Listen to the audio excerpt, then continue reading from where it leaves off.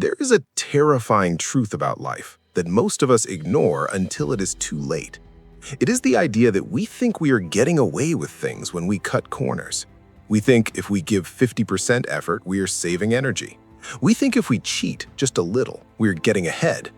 But what if I told you that you are currently living inside the house that you built yesterday? This is the story of Silas, and if you listen closely, you might just find that it is the story of you too. Silas was a master carpenter. For 40 years, his hands had shaped the skyline of his town. He was known for perfection. If Silas framed a wall, it was straight. If Silas hung a door, it never creaked. He was a man who took pride in the sawdust on his boots and the calluses on his palms. But time has a way of wearing down even the strongest stone. Silas was tired. He was 68 years old. His back ached every morning, and he missed his grandchildren. He was ready to put down the hammer. He was ready to stop building. So, on a Tuesday morning with the autumn leaves crunching under his boots, he walked into the office of Mr. Sterling, the owner of the construction firm. "I'm done, boss," Silas said, twisting his cap in his hands. "I want to retire, spend some time with the family, live a quiet life." Mr. Sterling was saddened. Good carpenters were hard to find, and master carpenters like Silas were one in a million. He looked at Silas with respect. "I understand, Silas. You've earned it. But could I ask you for one final favor?" Silas sighed. He just wanted to go home. "What is it?" "Build me one last house," Sterling said. "Just one. A special project. Do this for me, and then you are free to go." Silas hesitated. His heart wasn't in it anymore. He had already mentally checked out. But he owed Sterling a lot of years. So, reluctantly, he agreed.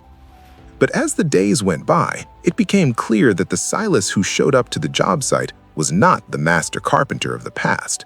His heart was gone. He felt resentful. Why should he work hard? He was retiring. This house didn't matter to him. It was just an obstacle between him and his freedom.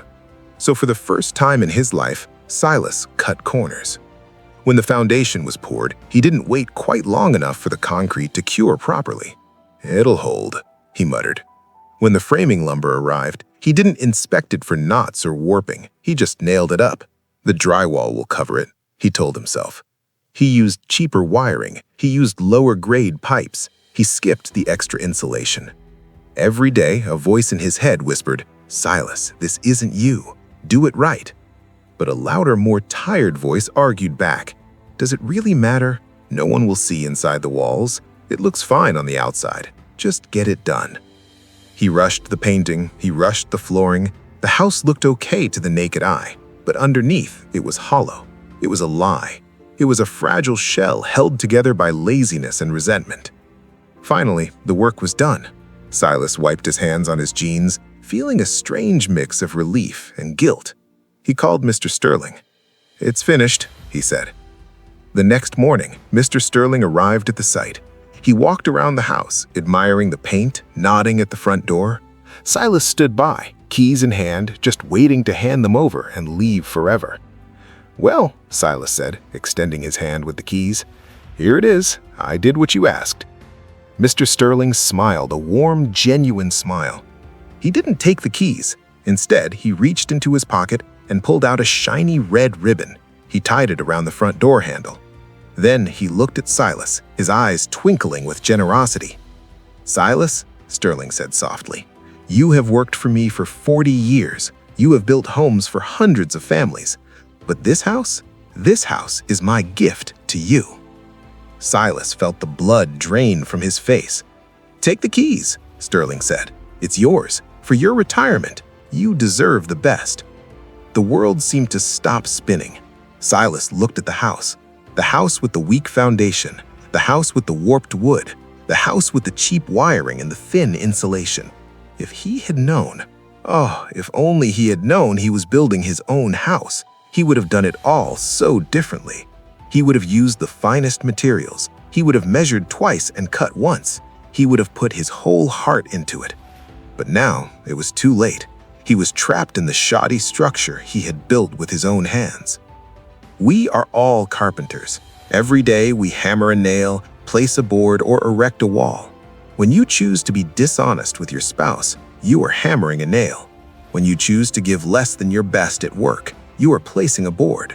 When you choose to skip your workout or eat poorly, you are building a wall. You are building your life. A distraction here, a shortcut there. It doesn't seem like a big deal in the moment. You think you are getting away with it. But then one day, you wake up and realize you have to live in the house you built. You have to live with the body you didn't take care of. You have to live with the marriage you didn't nurture. You have to live with the career you didn't respect. Your life today is the result of your attitudes and choices in the past. Your life tomorrow will be the result of your attitudes and choices today. So build wisely. Even if you only have one day left, build with grace. Build with integrity. Because in the end, you are the one who has to sleep inside.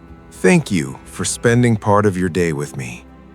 If this story added a solid brick to the foundation of your week, please gently tap that like button. It truly helps our little community grow. And if you'd like to join us for more stories that feed the soul, consider subscribing to Story Seed. Until next time, friend, build well.